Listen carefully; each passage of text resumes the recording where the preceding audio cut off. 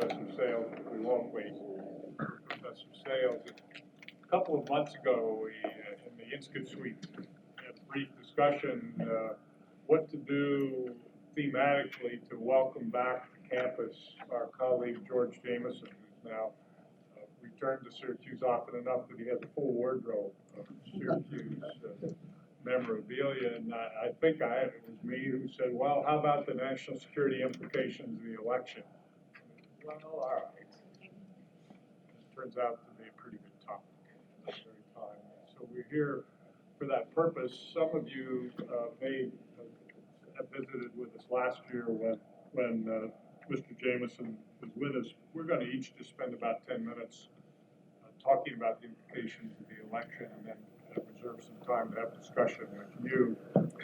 For those of you who don't remember, weren't here last year, George Jameson served for more than 30 years in the intelligence community at the CIA and then at the Office of the Director of National Intelligence. At CIA, he was an attorney in the Office of General Counsel. He was the Deputy Acting Director of the Office of Congressional Affairs. He also served as Senior Counsel in the Office of Intelligence and Community Affairs. At DNI, he was Counsel for the Deputy Director of Central Intelligence for Community Management. He was Interim Director of the Office of Legislative Affairs and Senior Counsel in the Office of General Counsel. A long and distinguished career in the intelligence community. Now a private consultant, also an adjunct staff member at the RAND Corporation, and chairman and president of the Council on Intelligence Issues, principal of his own consulting firm. So please join me in welcoming him back to campus. I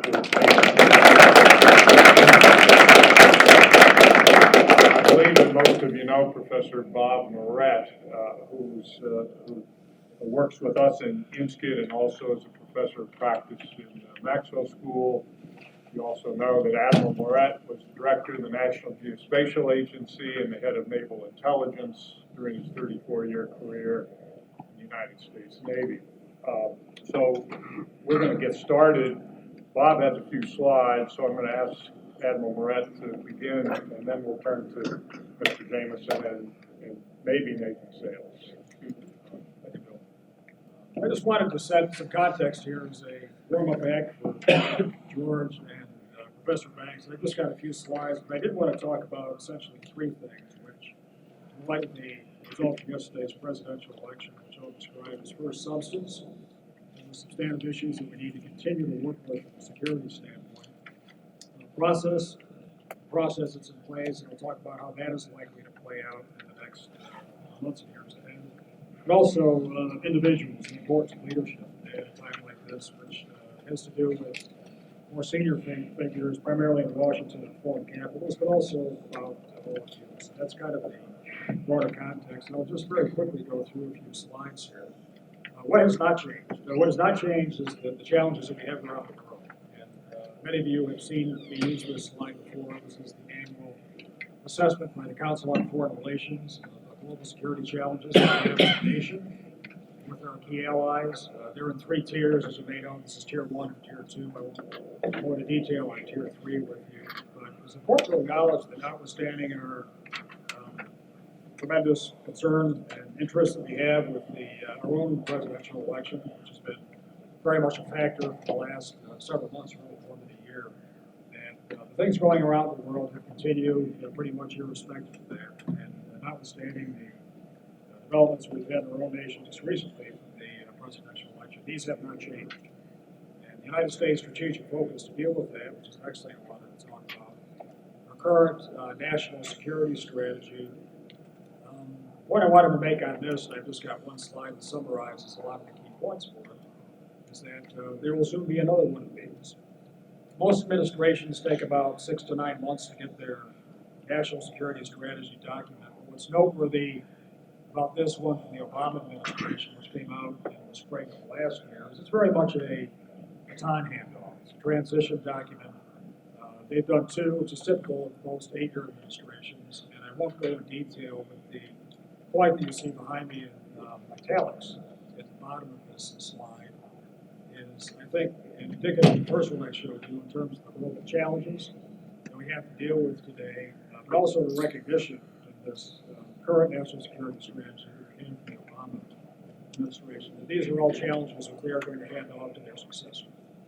And this runs throughout the entire document, which is pretty well thought out and very concise. As you can see there, much of the content of the NSS makes reference to the administration's security policies over the past several years and brings these forward to the strategic guidance for the future that is the same for the next administration. And it'll be interesting to see how this administration develops their own national security strategies and basis for going forward. So that's the substance. I also want to talk just briefly about the process. Does anybody recognize this room? Some of us have logged a lot of hours there. It's the hearing room for the Senate Armed Services. As you know, we have three branches of government. I'm not going to talk about the judicial branch because I'm surrounded by lawyers, but I will talk about the legislative branch of our government. Just as somebody who has logged a lot of hours in that room, and particularly in the steely days of these two individuals, who may recognize John McCain and Senator Reid of Rhode Island. Senator McCain was reelected yesterday. He will be the chairman of the Senate Armed Services Committee for the foreseeable future. That is noteworthy because I think the role of the Congress writ large, and particularly the Senate, when it comes to confirmation of senior individuals and other matters, will be somewhat outsized in the years ahead. I'm not going to predict exactly what that is going to look like. I think one of the things we have to acknowledge now, and if you've been listening to him fairly carefully, Senator McCain has dropped hints about this in the last 3 to 4 months about the scrutiny that he expects to have for senior officials, such as the Secretary of Defense, for example, and others. They have to be confirmed by the Senate and have to come to this committee in order to take office. How that plays out in the weeks and months ahead is something that I think will follow with interest. I think all of the committees and the leadership that they bring forward, not just from the defense establishment, but also from the intelligence community, the State Department, Department of Homeland Security, Department of Justice, and other key elements of the national security apparatus. It'll be something to watch fairly carefully and how the Congress responds to this, particularly how the confirmation process plays out starting in January at senior appointments for the administration is something that we'll have to watch very carefully and will be just absolutely quite a spectator sport. Final point I wanted to make, and this is my walk-off slide, is the importance of people. And as we were talking about earlier with George, as we mentioned, there are different ways to look at this, but in terms of the security establishment, at the federal level, you basically have 3 tiers of people. You have elected and Senate-confirmed individuals. Then you have a second tier, which are political appointees that don't have to go through the confirmation process. And then you have the rest of the iceberg, which is everybody else. Essentially, the professional diplomats in the Department of the State Department and others across the Department of Justice, certainly the Department of Defense and others. They are still going to be there. How those 2 tiers interact with each other will be important.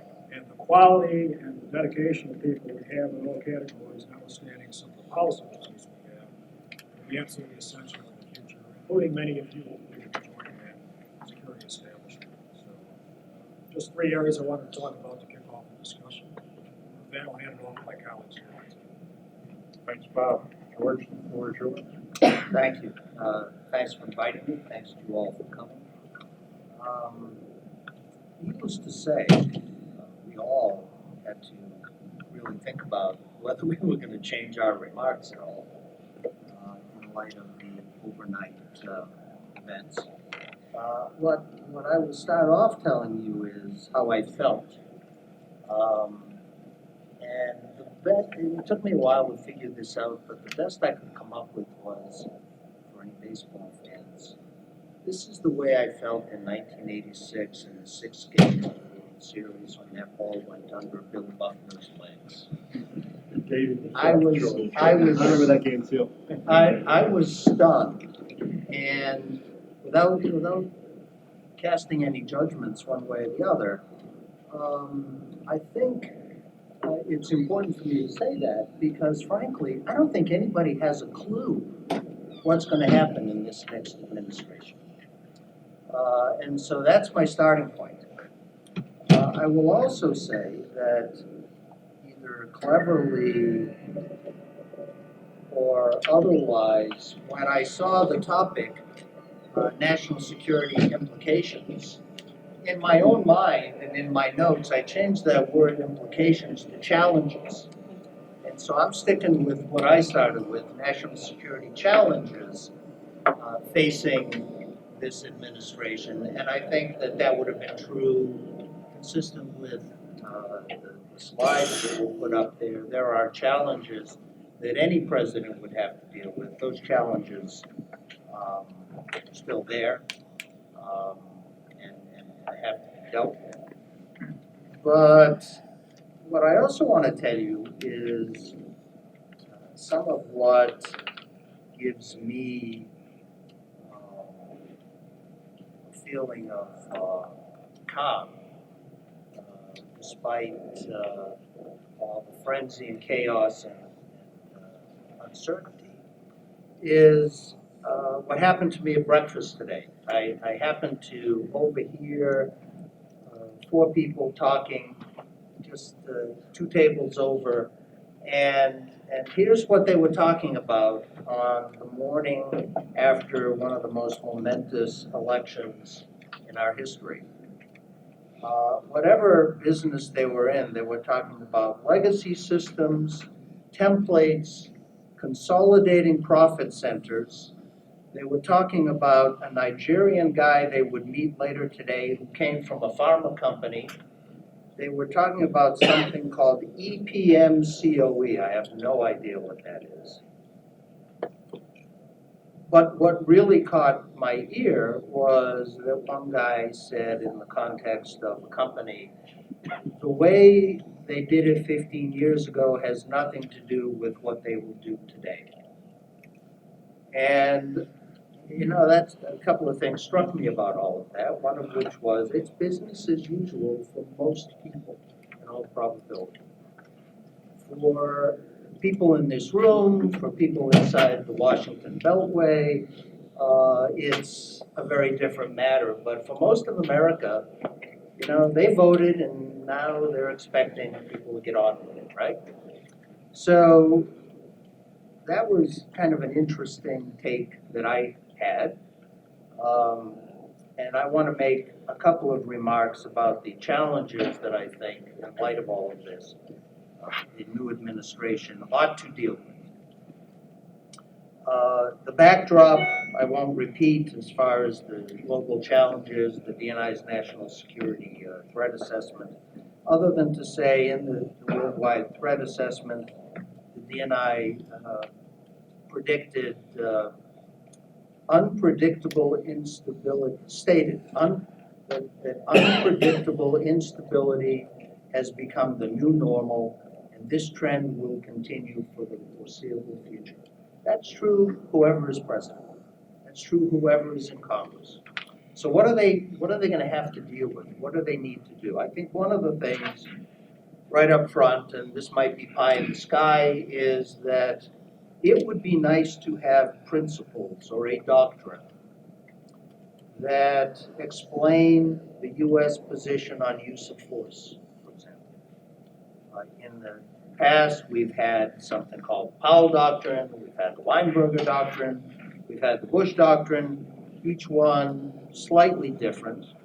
I don't know what the Trump Doctrine is going to be.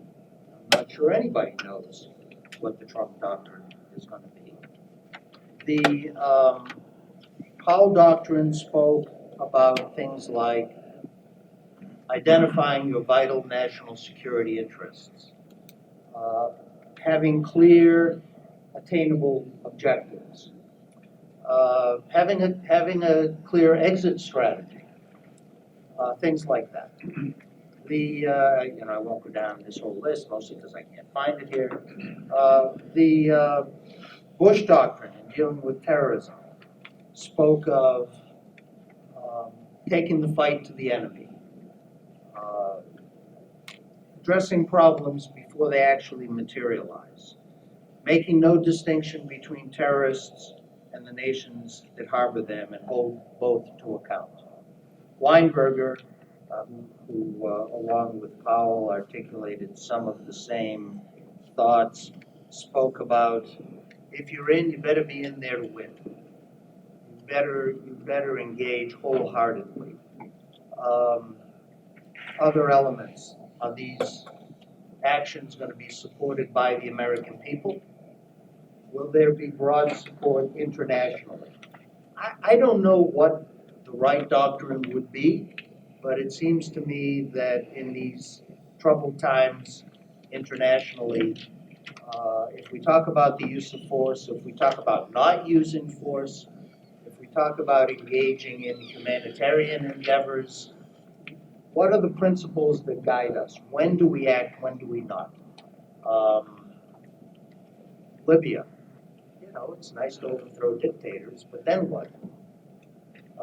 Syria, do we act, do we not act? We've dithered. Should we have dithered? Should we have acted?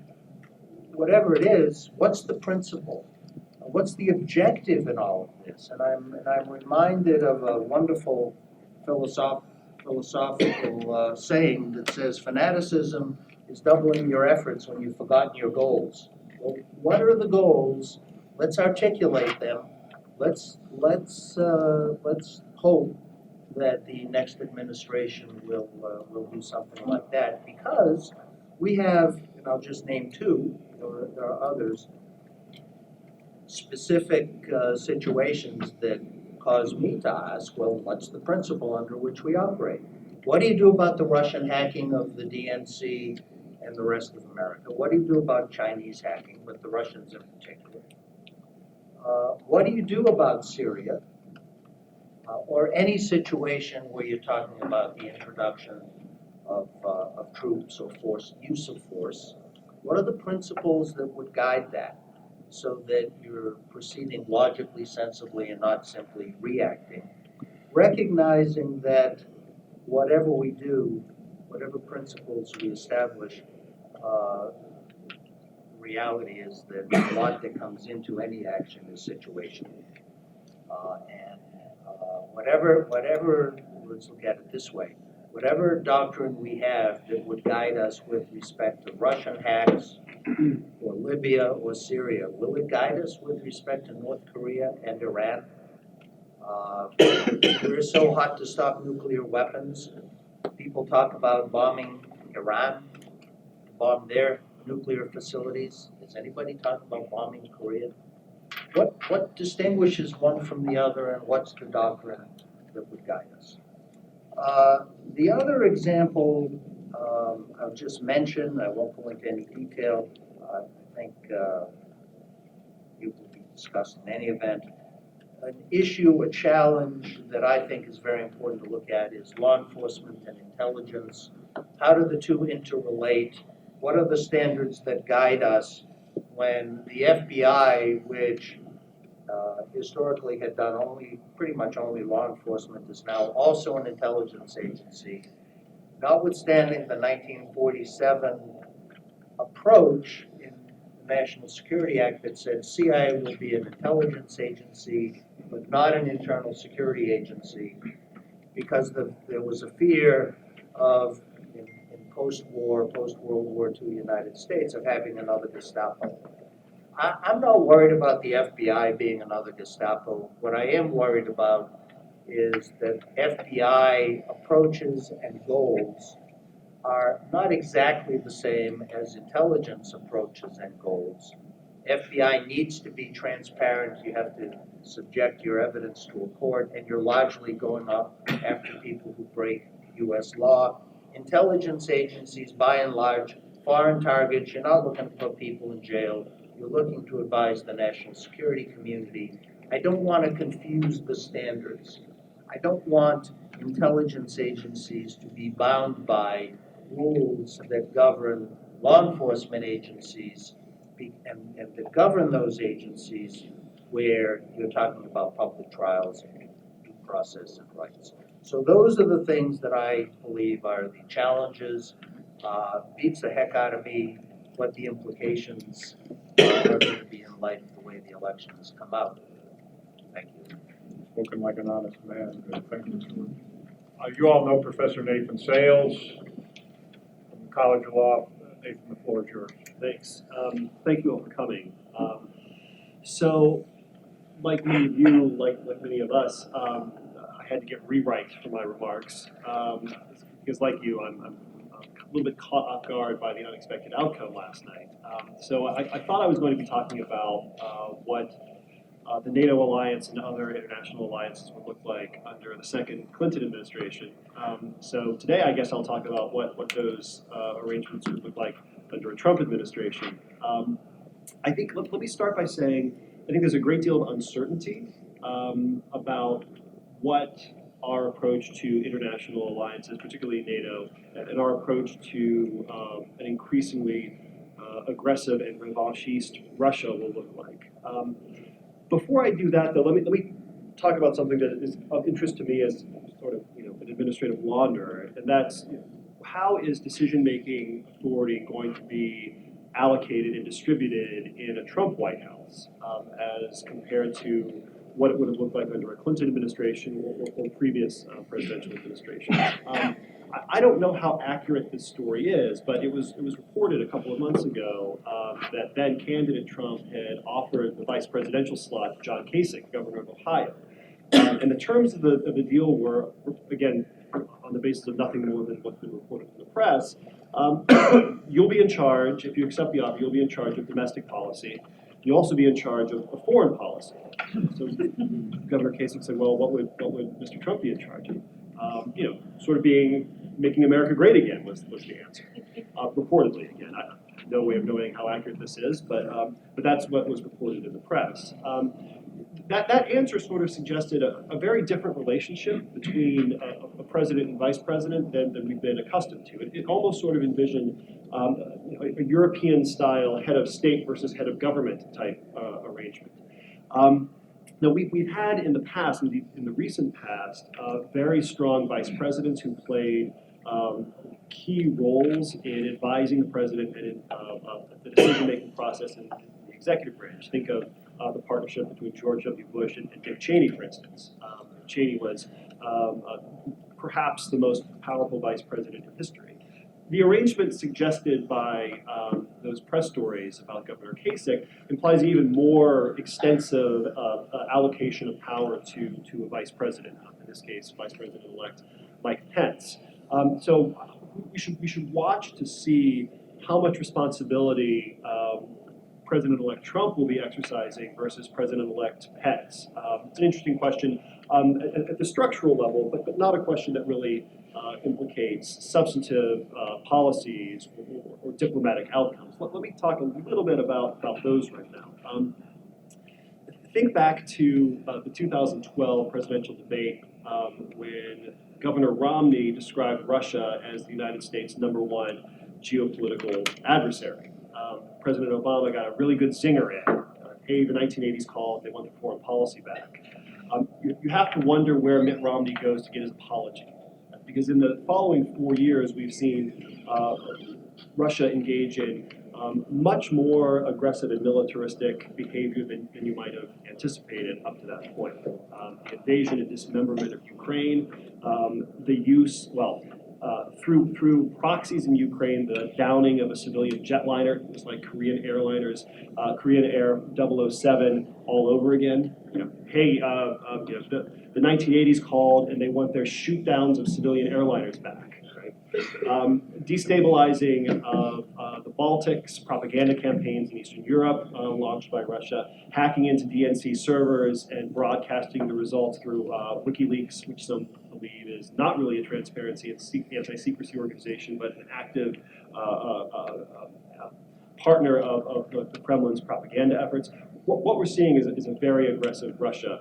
And the question is, how can we use, and how will the Trump administration use our existing international alliances, most importantly NATO, to respond to this threat in a way that maintains peace and stability and that does not require a resort to overt uses of force?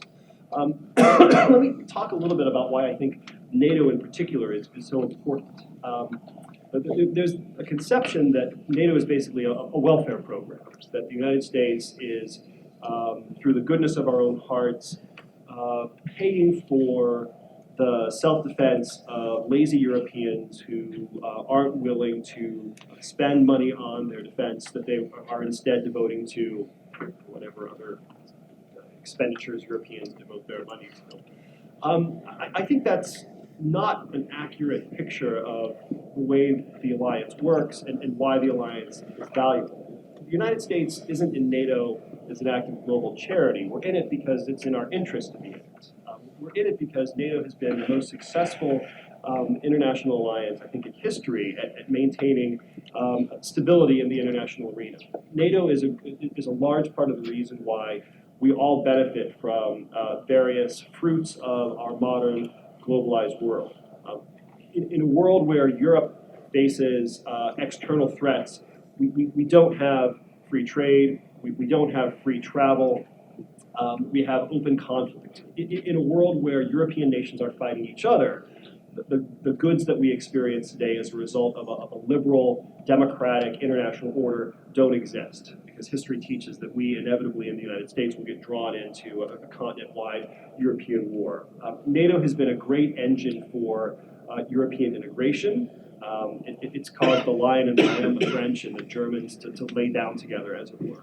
And it has been extraordinarily powerful in the post-war era, and especially in the post-Cold War era, at maintaining peace and stability in Europe against external threats without the need to resort to overt force. Right? So it's in our interest for NATO to perform those functions.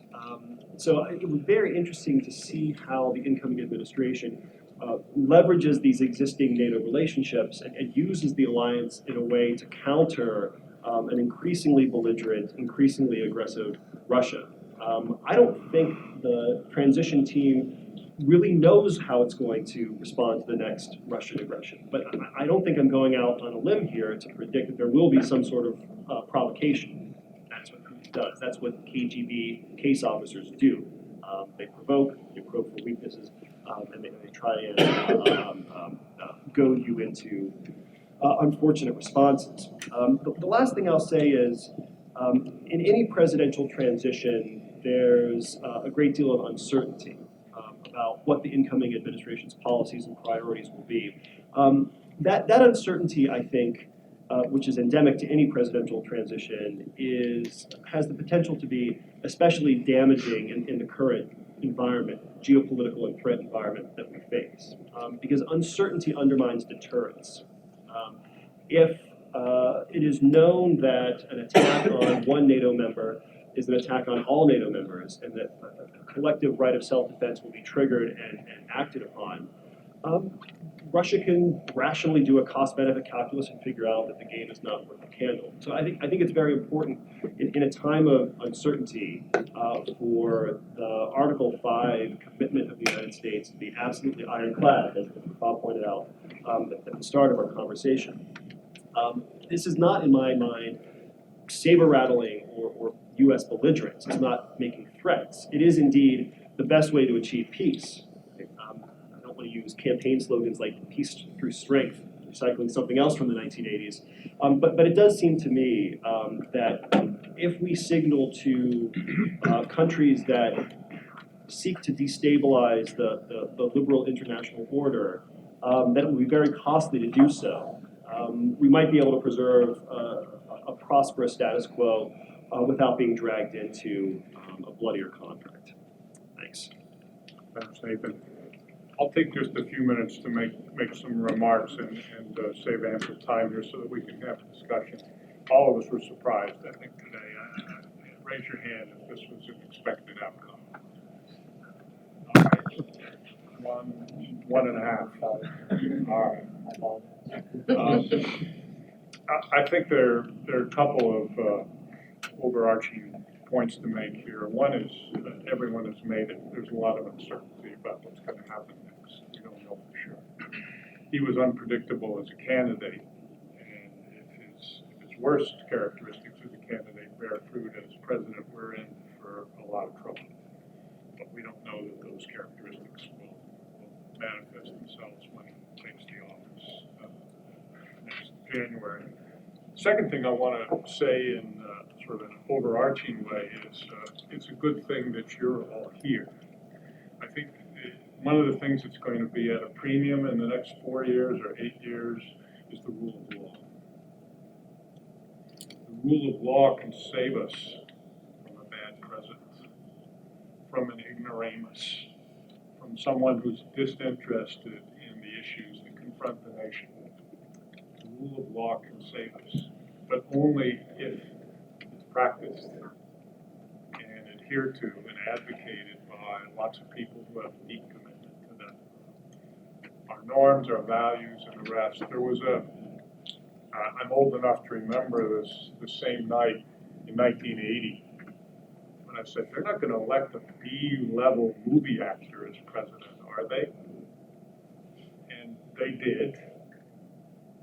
And I was scared. And he turned out to be pretty darn good. And he was smart enough to delegate and to trust those who knew more than he did about many things. One of the things he did in his second term was to articulate a national security strategy, a document that Bob had up on the screen most recently in 2015. And the 1986 National Security Strategy, every president has his or her own. But this one was quite interesting because the President of the United States said that the most important objective of national security is to protect our democratic institutions and our Constitution. That's what's worth fighting for, our democratic institutions and our Constitution. What a reassuring statement from the CEO. He meant it. And if you take that set of promises forward 30 years and put it in front of Mr. Trump and he signs it, then we've got much less to worry about. If we're living with candidate Trump, you heard about some of the worst possibilities over the last several months, things that he said he would do, some of which were plainly unlawful. You probably remember during the course of the last year, pretty prominent statements released, one by a set of former national security officials in Republican administrations who said, we can't support this guy. He doesn't have the temperament, character, knowledge, or disposition to be the chief executive of this country. And another by a group of prominent national security folks, which I signed, that detailed all the points he'd made and observed that if members of the military were ordered to carry out some of the things he said he would do, they would refuse to follow those orders because they would be unlawful. Those included things you recall, like torture, plainly unlawful. He ordered us to engage in torture and someone in an official capacity did. It would be a war crime, not just unlawful, it would be a war crime. And then he said we would target the families of accused terrorists with lethal force. You can't kill civilians intentionally. That too is a war crime. These senior officials said if members of the military were so ordered, they would refuse to follow those orders. It's scary to imagine a situation where the military declines to follow an order from the commander-in-chief. Almost as scary as the orders themselves. Now, a couple people, including Nathan just now, mentioned transitions. Indeed, these next several weeks I think are very important. And it's certainly true that the Russians will be up to no good. I listened to NPR for a minute on the way into the office this morning after listening to too much else during the middle of the night. And there were victory parties in Moscow for Mr. Trump. There were celebrations in the bars and taverns in Moscow, much like the ones that were going on in the cities around the United States. That's not a fluke. He'll be up to something, and it won't be just him. The ISIS-inspired terrorists who've been among us in the last year or so are likely to be among us again. And if those acts occur during this transition period between today and January or whatever it is on Inauguration Day, leadership is in transition, new people are being briefed, old people are packing boxes. There's some real vulnerabilities that could be tested in our system. And And if those kind of physical attacks, which I fear we might experience in the coming weeks, are combined with the kind of things that the Russians are prone to do, cyber intrusions, and if those cyber intrusions become more than just a hack and disable pieces of our infrastructure, or are combined with physical assaults on part of, say, a transformer and pieces of the electric grid, we could be in a very unstable situation. If President Trump assumes the presidency then and followed through on some of the things that he said he would do, just what would he do? Would he have the military patrolling the streets? Would he have the military enforcing the laws, arresting lawbreakers in the United States? Might he detain U.S. citizens? Might he round up all the Muslims with his law enforcement capabilities? I'm being a little ridiculous here, but I don't think that it's entirely out of the realm of possibility. What would stand in his way is the rule of law. But remember, the president has tremendous discretionary power as commander-in-chief. He could accomplish a lot of those things, at least up to a point. Could he deport all Muslims who aren't here on a permanent lawful basis now? Yes. Could he round them up as a group and send them home? Yes. Could he change immigration policy and say that no person of Muslim descent may immigrate to the United States? Yes. Statutory authority would allow him to do that unless Congress changed the statute. Can he build the wall at the southern border with Mexico? Fortunately not, without an appropriation from the Congress to do that. Unless he persuades the Mexicans to build it on their dime, on their side of the border. That's apparently not likely to occur. Could he slap tariffs on China for their alleged unfair trade practices, retaliating against what he views as their policy of dumping and the like? Yes, he could. Could he cancel our participation in the climate change agreements, Paris? Sure. He could walk away from it. NATO is at the heart of so much that's involved in our national security affairs. Could he disavow NATO? He said that unless the Europeans pay up, he might be inclined to do that. Presidents cancel U.S. participation in treaties. We have a history of that. And the questions that are raised there are interesting legal questions, but courts won't decide them. We have a history of that as well. So there are a lot of possibilities here. And it comes back in the end, I think, to all of you. I think that all of us, I'm not leaving myself out of the equation, we have a duty, all of us, to make sure that the next administration and whoever is appointed to do the important work follows the rule of law and follows the norms and values of the United States, anchored in our Constitution and in our democracy.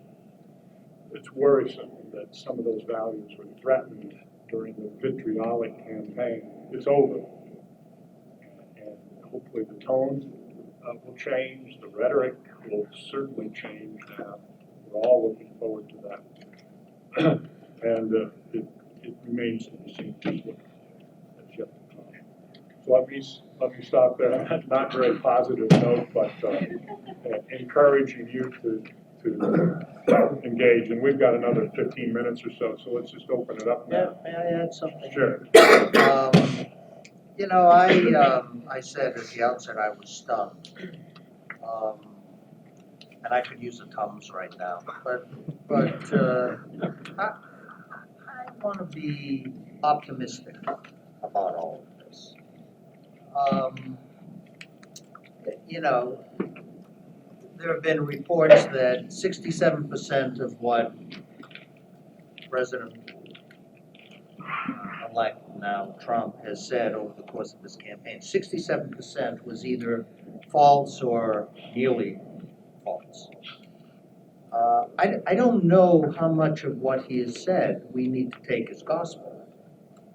He himself has said that in the business world, when he was asked would he walk away from one agreement or another, he said, well, in business, I've bought companies, I've bought contracts, and you make do, and you work out what you got to do.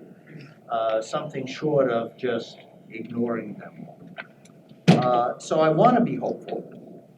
And one of the things that makes me hopeful is that in a somewhat different way, I would agree with him that the system is rigged.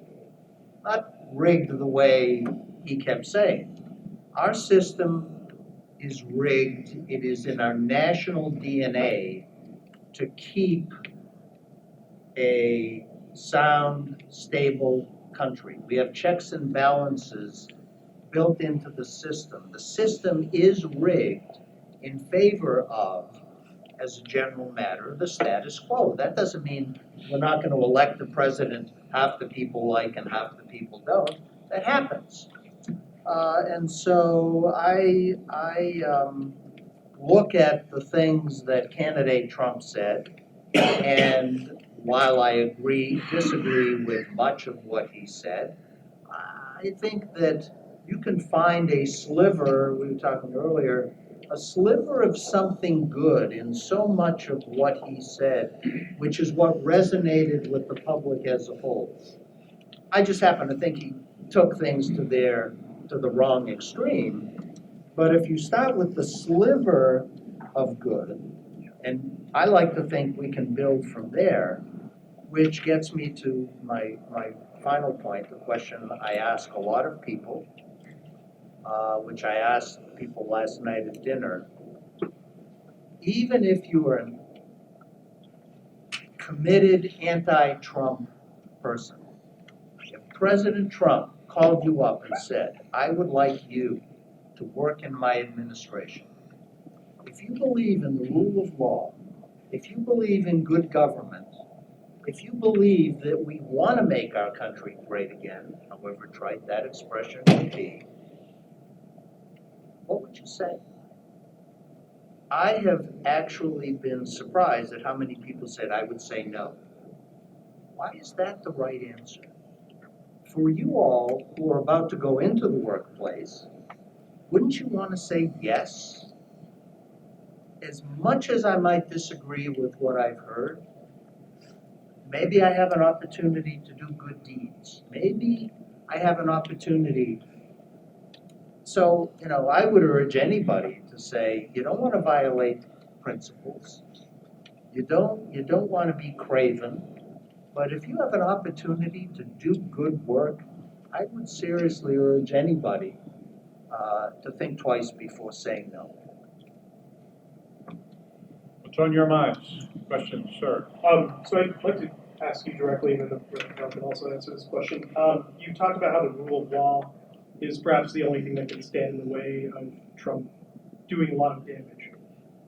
But we're going to see a lot of Supreme Court seats come up over the next 4 years. So worst case scenario, if we get a Supreme Court that is stacked in favor of just doing whatever Trump says, how does the rule of law then function if the highest court of the land is no longer in power in that sense?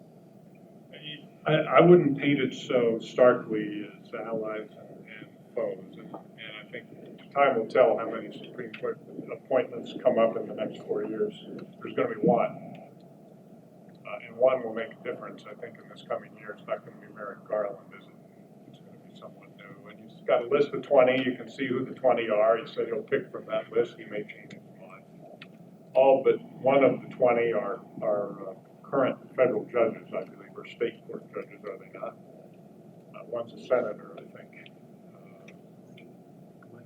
Lee, yeah. That will make a difference, but not a stark difference. The important point, I think, to bear in mind here about the value of the rule of law and national security is that most of law is not made by the courts. It's made by the officials who are operating as appointed civil service officials in the national security agencies, and their actions will be reviewable by superiors, but usually not by the courts.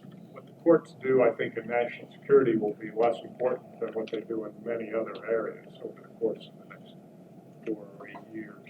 So time will tell. You know, if I may say, one of the things that I understand the reason for the question, and I am not a Trump apologist by any stretch of the imagination. One of the things that really disappointed me in the last debate was Hillary Clinton's answer to the question. We got to get judges who will do X. And it wasn't observe the law. It wasn't, you know, high and lofty stuff. It was to come out a certain way. I thought that was unfortunate. That combined with the widespread, I couldn't figure out, why is there such a widespread public view that court decisions are all political? And then it hit me. I was driving through South Carolina last week, and I saw all these campaign signs, elect Judge so-and-so. And it you know, in my experience, judges aren't elected, but in much of the country, judges are elected. And I don't think now I understand, it shouldn't be surprising that people think judges' decisions are political because they got there totally because of being elected, and it's the political will of the people. I don't know what that's going to mean for Supreme Court picks. It's obviously there'll be bloody political battles, but you know, it remains to be seen how good or bad the judges are, and what will happen in the Senate to prevent unworthy candidates.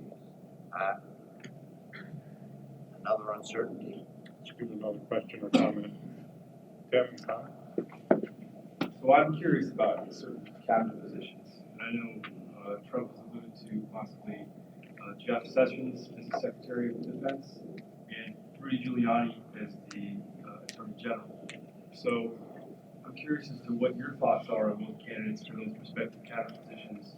And the best case scenario, what would your recommendations be in the Trump administration for those cabinet positions? You want to take? Yeah, the Secretary of Defense, won't comment specifically on Senator Sessions. I'll just fall back on what I said earlier. I think the scrutiny that the SecDef will have under these circumstances by the Armed Services Committee is going to be extraordinary. Even for a senator, which is one of the ways we could actually try to get around some preferences we might have to face. But without commenting on specific individuals, I just think that the Senate will take a more proactive role in all the nominations that come their way, starting in a half now. And it's kind of hard to predict how they will respond to things, especially because of the confirmation votes that they needed. In fact, they will probably not be unanimous in the various committees that have to process the nominations. Yeah, on the Attorney General slot, like Bob, I don't have any particular views that I'm going to share about any particular candidate, but you know, the Attorney General slot is different types of people with different types of backgrounds have served in that position with great distinction and with less distinction. And you know, you sort of professional background is not necessarily a good predictor of how you're going to perform in office. So you know, we've had attorney generals who have been sort of technocratic. You know, they came up through the ranks as federal prosecutors and then became assistant U.S. attorneys. Then maybe served elsewhere in the Justice Department before reaching the top position. Sort of like somebody who works their way up through the Foreign Service before becoming an ambassador. You know, and folks who follow that career track have done very well, and some other folks who follow that career track have not performed as well as we might hope. There are other Attorney General candidates who have come from a more policy background, policy advisors to the person who eventually became president when they were back in, back in the state when the eventual president was the governor, or served on the president's White House staff. Folks who have a more political background where they're engaging in legal policy questions and other big issues of the day.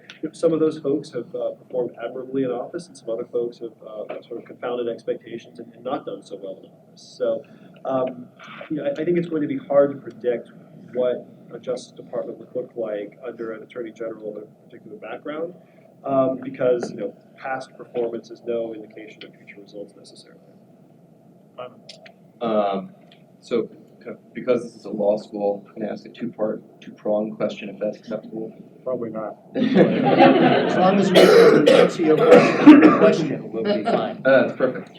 Used to that. So I think kind of speaking to the Trump doctrine, something that I kept seeing when I was reading about the election was that Trump's foreign policy was kind of characterized by isolationism, kind of transactional, quid pro quo business thinking.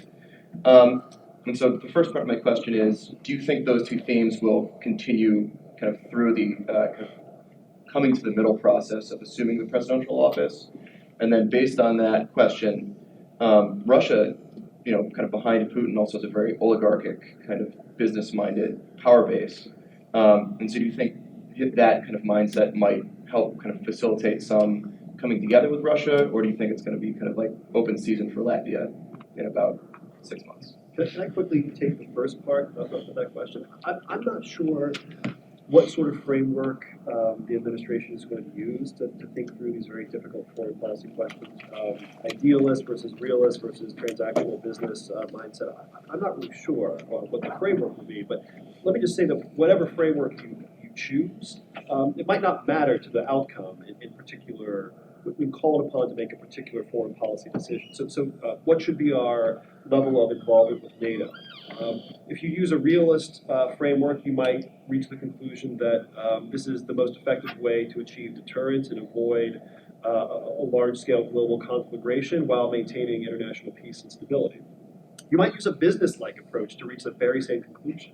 Or you might use an idealist frame or any other ism to reach the same conclusion. So I don't know that how you frame the question matters, because you can frame the question in a bunch of different ways that still produce similar outcomes. I'll say one other thing quickly.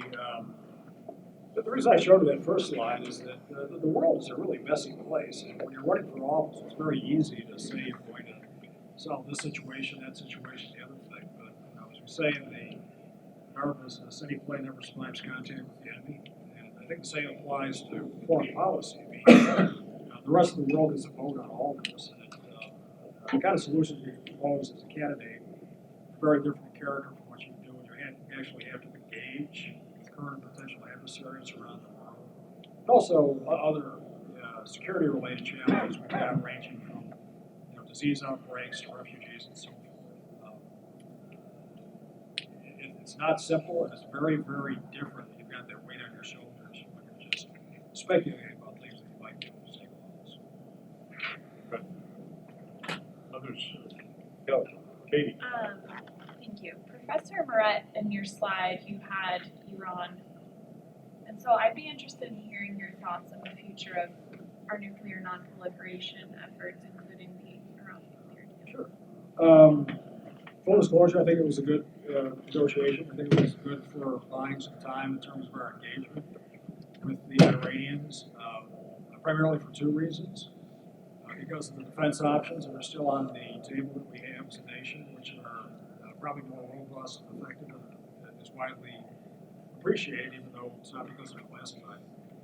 And the second thing is because I have a higher level of confidence in the United States intelligence community to detect any violations that the Iranians might have in terms of the treaty obligations that they have under the Iran nuclear deal. So I don't know what might happen with it in the future administration. I wouldn't speculate on that. I would say, and kind of reflecting one of the points that George mentioned earlier, proliferation of nuclear weapons should be our number one concern, because they're the only truly existential threat that we have to us as a nation. And one of the things I would hope that any future administration would do would pay more attention to them rather than some of the non-strategic, non-existential threats we have, which we've been paying so much attention to. And it's one of the things that candidate Trump said was unimportant, and might even be willing to suggest that other nations could fire nuclear weapons just to create a little disinterest in nuclear weaponry in a certain part of the world. Good question. Others? Go. So you mentioned torture before. Yeah. So has that President-elect Trump mentioned torture before?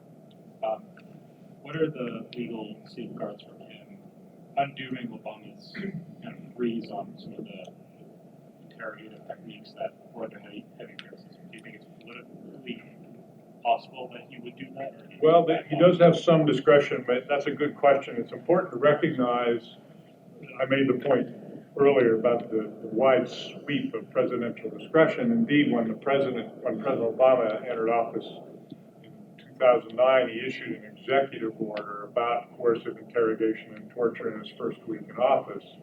But by and large, the executive order simply reinforced statutes which had been on the books for some time. They did insist that any future interrogation operations would be harmonious with the techniques in the Army Field Manual, and that's a piece that President Trump could withdraw or change if he chose to. Otherwise, there are a couple of cardinal pieces of statutory law in the United States, not to mention extensive international law and treaties of which we are signatory, which would stand in the way of any rollback of protections against torture. There's also the sort of practical or operational consideration as well. When the Obama administration released the CIA memos describing the techniques that the CIA used, it basically contaminated those techniques against any future use. Those techniques, however effective they may or may not have been in the past, are probably going to be less so now or in the future if they were revitalized, because the bad guys know what the playbook is. They know how to train for them, and I presume are training for them. So whatever a more robust interrogation regime would look like under the incoming administration, I suspect that the specific techniques that would be used would be quite different from what was previously used. Time for one more. Jonathan. You've mentioned a lot about the presidential discretion, and I'm curious if you think that we're setting up to see, even with a Republican-controlled Senate and House, constitutional challenges to that presidential discretion, particularly if that would take place in areas involving national security, or if it might take place in other areas. Yeah, you'd have to imagine for some examples, some what ifs. It's hard for me to see them arising. Of course, there'll be challenges. Right. There'll be challenges in January, but they have to have a context. And as I said a few moments ago in response to this question, courts are disinclined to get entangled in national security decision making unless there's an impasse between the branches. And in this administration, that impasse is not likely to occur. So thanks to all of you for coming. Thanks to George Jameson for making the trip from suburban Washington. And let's all hope for the best.